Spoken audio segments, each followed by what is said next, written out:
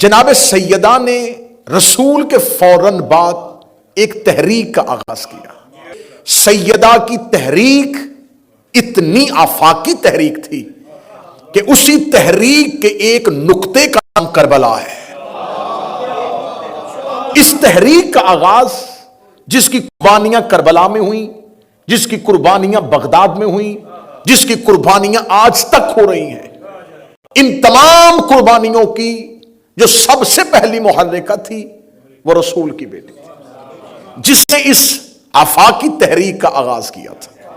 تو آپ ایام فاطمیہ میں جناب سیدہ کی مظلومیت سن کے معاف کر کے تحریک سیدہ کو اتنا مختصر نہ کیجئے گا کہ سیدہ کی تحریک گھر سے لے کے دربار تک تھی۔